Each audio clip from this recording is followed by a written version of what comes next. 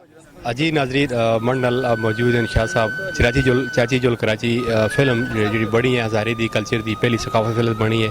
एक ना एक मकाम एक अपने वक्त में बहुत बड़ी अरूज थी की है और बहुत बड़ा जो पिजराई हासिल की है। और ये जितनी बार भी देखी जुले बंदे को बड़ा मज़ा आता है और बड़े को बड़ा दिल सुकून होता है और उसके अंदर बहुत बड़ा एक मैसेज है, बहुत बड़ा पैगाम देता है ना। शाह साहब भी इस बारे में बड़ा कम अच्छा कम उठता था। ऐसी फिल्म ऐसी कल्चर ऐसे इलाके माशरे में बढ़नी चाहिए। सैयद मेहताब शेख बहुत बड़ा ना है, किसी तारफ़ के मोहताज नहीं है।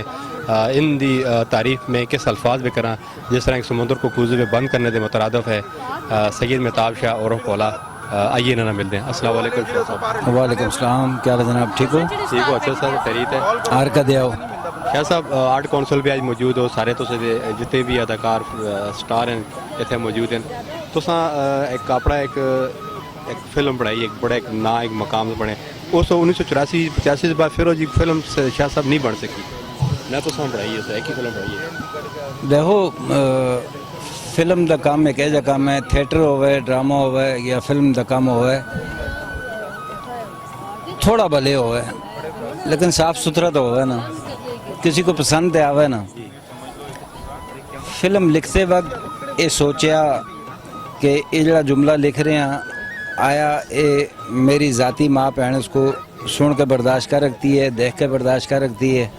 फिर अगर दुई लाइन लिखी इस तरह करते करते वो सैकड़े लाइना लिखियाँ, फिर उसको महसूस किया as a writer as a director सामने स्क्रीन पे चला के देखा फिल्म बनना को पहले कि हाँ भाई इस पर कड़ा ऐसा सीन है जिससे मेरी माँ भैन जी शर्मिंदगी महसूस कर रही है या उसते बुजुर्गों दियाँ या उसते बच्चे दियाँ अखियाँ तला हो रही हैं।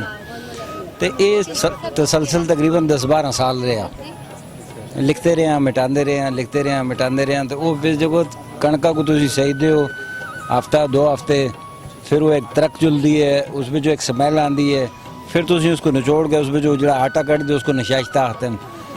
वो नशाश्ते की फिर कढ़ाई बनती है। तो एक कढ़ाई इस टाइप दी है कि इसको बिल्कुल कणका भी जो कट के गोदा बढ़ा के फिर उसको एक ताकतवर किस्म का एक निशाश्ता बढ़ाया जुलता है। इतनी मेहनत करने के बावजूद फिर ये फाइनल हुई। फिर जाके लोकेशन देखियाँ कि फलाना सीन जोड़ा है कड़ी लोकेशन तक करना चाहिए, फलाना आर्टिस्ट जोड़ा है किस तरह खलना चाहिए, किस तरह बहना चाहिए, इनके प्रॉप्स क्या होने चाहिए, चाची का पुरखा क्या होना चाहिए, चाचे की टुपी क्या जी होनी चाहिए, उसका लिबास क्या होना चाहिए। अच्छा शाह साहब इस जी चाची जुल कराची जी फिल्म है बिल्कुल सेम टू सेम सारी जी है एक हज़ारे ना रिलेटेड पूरा हर चीज़ हर सीन हर जो लफो जो तलफो जो कल्चर जो उस रिलेटेड ऐसा शुरू जिस टाइम स्टार्ट हुई है ऐसी अल्लाह ताला को ऐसे जरिए करने की तौफीक अता फरमावे। हालांकि ग्रां में ऐसे जरिए होंगे तो फिर सफ़र के दौरान फिर भराऊ के दरम्यान फिर दौलत आती है प्रदेश में आती है सारा तो बिच अखज़ किया शाह साहब। लेकिन एक बहुत बड़ा समझो कि दरिया जो है वो कुछ में बंद किया।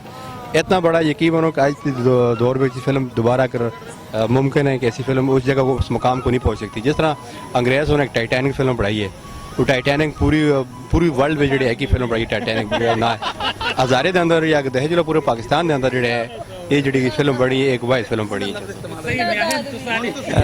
सारे मरकजी सारे अदाकार कभी कॉम्बिनेशन है कभी अल्फाज तलफ़ुज़ मिलते जुलते बिल्कुल सेम टू सेम। देखो हर काम जो होंगे वो एक टीम वर्क नाल होंदा है ते एक टीम वर्क सा और चूँकि पहला तजर्बा सा पाकिस्तान में इस तो पहले इनको फिल्म का सदही ना सी बनी ना सी।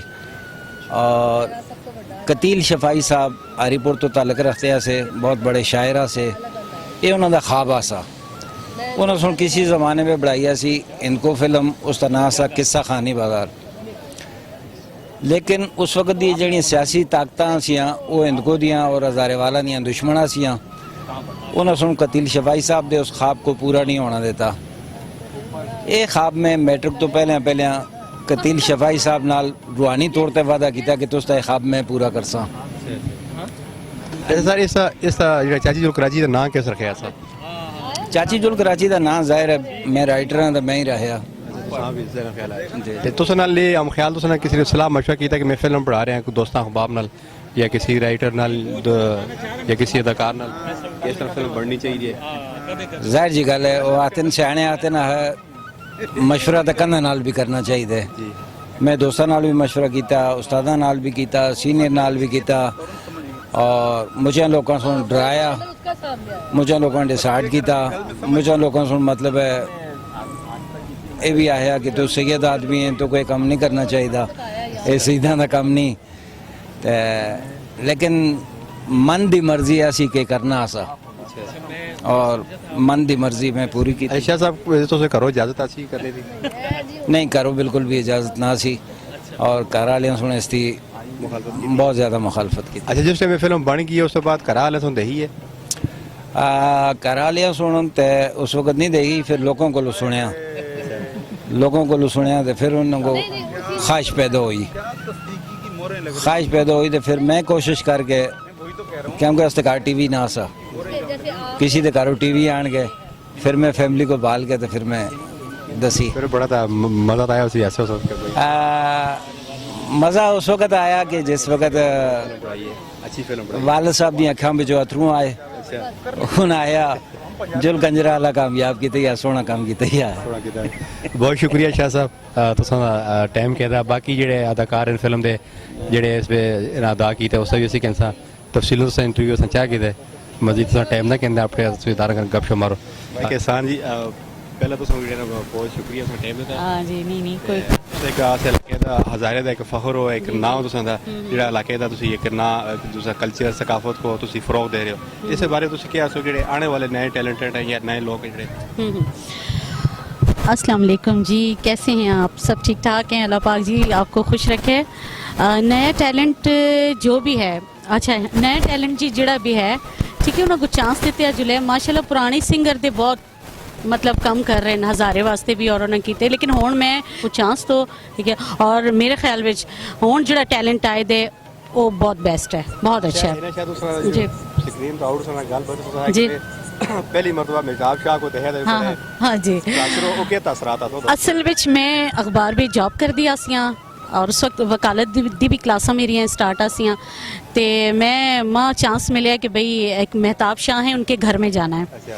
तो मैंने कहा ठीक है, मेरे साथ सीनियर थे तो मैं उनके साथ मतलब इनके घर, हाँ इन अधिकार में चली गई हाँ, ठीक है। अच्छा अचानक जी दरवाज़ा खोले तो वो भोले सुनी दरवाज़ा खोले, मैं चौंकी मैं कि किधर आ गई हैं मैं। इन्होंने इंटरव्यू किए दिया, बहुत मज़ा आया, बहुत इज्जत दी ना, रिस्पैक्ट दी, और तुम पता है जेड़े इज्जतदार होने वो दूसरे की भी इज्जत का ख्याल करते हैं, और ये चीज़ बड़ी ना बिचासी। और फिर इन्हों का एक जी अपना प्रोग्राम जड़ा है ना सुन करना सा चाची जुल कराची था स्टेज शो, तो उस भी ना सुन मुझको मतलब जड़ा है एज अ गेस्ट भी बुलाया और कंपेयरिंग वास्ते भी बुलाया। फर्स्ट टाइम में हाथ पे माइक पकड़िया, मुझे कुछ नहीं पता था कि मतलब स्टेज पे किस तरह गल की जल्दी कि सिवाय मतलब कॉलेज लाइफ और स्कूल लाइफ भी देखी थे कम, लेकिन लोग ऑडियंस के सामने फर्स्ट टाइम मतलब जड़ा है ड्रामे के लिहाज तो मैं आई कंपेयरिंग की थी, इन्हें मुझे चांस देते हैं ठीक है। उसको 1-1.5 साल बाद जड़ा है फिर मैं सिंगिंग की तरफ आई हूँ, सही है। और इन्हें सुन मतलब जितने भी नए लोग आए ना, जितने भी नए आर्टिस्ट हैं, चाहे वो मतलब सिंगिंग की लिहाज तो है, चाहे एक्टिंग दी ड्रामे की लिहाज तो है, इन्हें सारे को टाइम दिते है ठीक है, उन्होंने कहन के आए बिल्कुल हज़ारे। और इन्हों की जितनी भी मतलब इन्हों के बारे में जो भी हिस्ट्री बयान की जल्दी अखबार बेच या टीवी तक उस बिच इन्हें हज़ारे वाले वास्ते बहुत कम किए, इसमें कोई शख्सियात भी बिल्कुल बिल्कुल ठीक है। नहीं माशाल्लाह सैयद खूबसूरत भी होने जी, वो खूबसूरत भी हैं और मजे की गल कि जिसले असा हसना का दिल करते ना बहुत ज्यादा, तुम यकीन करो ये ड्रामा से असली फैमिली जड़ी है। अच्छा ये जो ड्रामा है ना, हाँ तरतीब दी थी राइटर ने लिखा है, ये ड्रामा बंद भी बैठ के देखा, हाँ ये ड्रामा जेड़ा सेम टू सेम जी जी कल्चर नाल रिलेटेड होंदा है साले पूरा बिल्कुल। जे तुसी भी मीडिया तो यो तुसा देखो सी के हज़ारे दे जितने ड्रामे बने, लेकिन जितना इस ड्रामे को एप्रिशिएट किया गया है और मतलब ड्रामे भी एक सबक आसा ना, ठीक है ना, माँ बाप की खिदमत ठीक है जड़े करते हैं उन्होंने अल्लाह जी उन्होंने के सिला देंदा है ठीक है। हाँ बिल्कुल एक सबक आसा सही है, क्योंकि असन दे मुआशरे में ये चीज़ां बहुत हो रही हैं कि माँ बाप इसलिए बूढ़े होने जवान हो रहे हैं बच्चे, अगर उन्हें दी शादी हो गई है तो अपने माँ प्यो की तरफों हट जुलते हैं, उसमें ये चीज़ भी दसी गई है, ठीक है। और माँ प्यो की खिदमत करके जो जैसे जिस तरह कोई करसी उसी तरह बासी, ठीक है ना।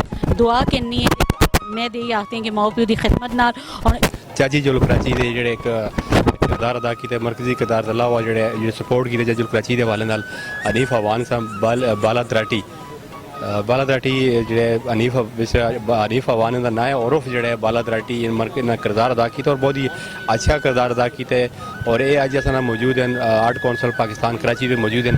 आइए हम पूछेंगे इनका एक्सपीरियंस कैसा रहा और किस तरह के ये महसूस किया। अस्सलाम वालेकुम जी। जी वालेकुम अस्सलाम। बहुत बहुत शुक्रिया तुसां दा कौंसल ऑफ पाकिस्तान कराची दे विच खुश आमदीद आखदा। जहाँ तक तुसां दा सवाल है, मैं जी बेसिकली बैंकर हाँ और सैयद मेहताब शाह साहब ने आज तो काफ़ी अरसा पहले इनको दी पहली फिल्म चाची जुल कराची दा इफ्तिदा इथों कराची तो किया और मैं समझना कि जिस तरह 35 दी फिल्म होनी है इस तरह उन्होंने बाकायदा एक इफ्तिदा किया इस जगह दे विच एक बड़े होटल दे विच और उस दे विच आर्टिस्टों को स्क्रिप्ट दिते और उस तो बाद उन्होंने अपनी जितने भी ज़िंदगी के तजर्बात से उन्होंने तजर्बातों को इस जगह दे विच जमा करके और एक बड़ी मैसेजेबल और एक बड़ी मैं समझना कि सबक आमोज़ फिल्म बनाई और अल्लाह रब्बुल इज़्ज़त ने उन्होंने नीयत के मुताबिक उन्होंने उस दे विच मैं समझना कि बहुत बड़ी कामयाबी दी। उस तो बाद आज तक मेरे ख्याल में कोई सैकड़ों फिल्में बन चुकी हैं और मुकाम हासिल नहीं कर सके ना जी ना, सैकड़ों फिल्में बन चुकी हैं और दर्जना में मैं भी कम किया है, लेकिन वो इज्जत वो मुकाम वो हाइप किसी भी फिल्म को अल्लाह ने नहीं दी जड़ी के सैयद मेहताब शाह दी फिल्म चाची जुल कराची को दी और उसके तवस्सुस दे नाल उसके अंदर हिक जड़े जे आर्टिस्ट हैं उन्होंने को अल्लाह रब्बुल इज़्ज़त ने इज्जत दी मुल्क गेट सताते एक बड़ा मकाम बने, बड़ी पिजराई हासिल हुई है। तो तुम उस पर कम करे कैसा लगे, क्या महसूस हुआ?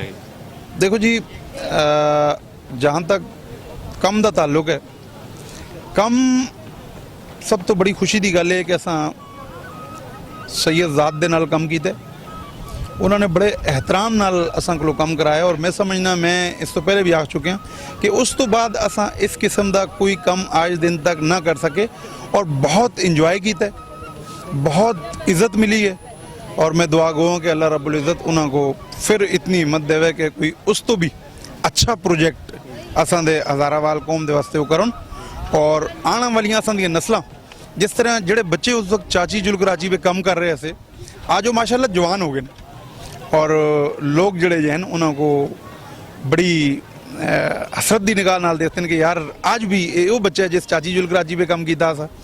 तो मेरा ये ख्वाहिश भी है और अल्लाह का दुआ भी है कि शाह साहब ने को अल्लाह हिम्मत देवे और वो इस किस्म का काम करन कि असां दी आने वाली मजीद जड़ियां नस्लें उन्होंने तो सबक हासिल करन और अपनी ज़बान को ना भूलन और मैं समझना कि और काम अगर किसी और ही करना हो तो हम तक करके नहीं जुबान नाल मेरे समेत बहुत लोग गल्लां करते हैं लेकिन कम जड़ा ना या कम की जी क्रिएटिविटी है वो मेरे ख्याल में मेहताब शाह तो अच्छा कोई नहीं कर सकता। शुक्रिया। और शख्सियत मौजूद हैं जेडे चाची जुल कराची भी एक किरदार अदा ने किया, अपनी परफॉर्मेंस अदा की है। तनवीर भाई मरना मौजूद हैं जी। वालेकुम अस्सलाम। तुसां चाची जुल कराची भी काम किया और शाह साहब नाल कैसा महसूस किया है कि उस तो बाद फिर तुसां कई ड्रामे भी काम किया और एक जरदारी का रोल भी अदा कर रहे थे, लेकिन चाची जुल कराची तुसां काम कुछ है वो हमारा ख़जाना है, वो हमारा एसेट है और मेहताब शाह ने जो है सरमाया है हमारा और मेहताब शाह ने जो वो हिंद को ड्रामा में और हिंद को स्पीकिंग के लिए और हज़ारेवाल के लिए बहुत दिल लगा के और मेहनत से काम किया। एक्चुअली मैं आपसे अर्ज़ कर रहा था कि बचपन के हम दोस्त हैं, तो मैं उस वक्त से महसूस करता था कि मेहताब के अंदर अपनी ज़बान के लिए अपनी हिंद को ज़बान में काम करने के लिए एक जुनून था, एक पागलपन था, वो पागल था कुछ करने के लिए, वो कर गए और माशाल्लाह उन्होंने जब उस राह पे चल निकले तो बहुत मेहनत से काम किया और फिर जो कुछ किया वो आप लोगों के सामने दुनिया जानती है। ऐसा काम आज तक वो नहीं कर सकते। बहुत से लोग करने की कोशिश कर रहे हैं और शायद कोई कर भी ले, लेकिन जो पहली दफ़ा आ गया, जिसने पहली दफ़ा कर दिया वही तारुफ होता है। तो मेहताब साहब ने फर्स्ट टाइम लाके, यानी कि मेहताब शाह जो है वो ट्रेंड सेटर है, उसने एक ट्रेंड सेट कर दिया। अब लोग उस पर चलने की कोशिश कर रहे हैं, अल्लाह मियाँ सबको कामयाब करे। लेकिन मेहताब ने जो है, मैं बड़ा शुक्रगुजार हूँ। मैंने उर्दू में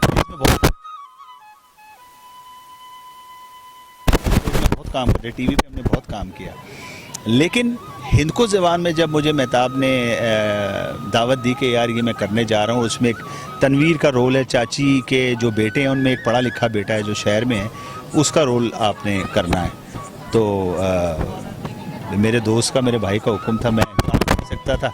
और चूँकि मैं उसको एक लंबे अरसे से इस काम के लिए जुनून में डूबा हुआ देख रहा था, तो मैंने उसके जुनून में छलांग लगा दी, उसके साथ आ गया।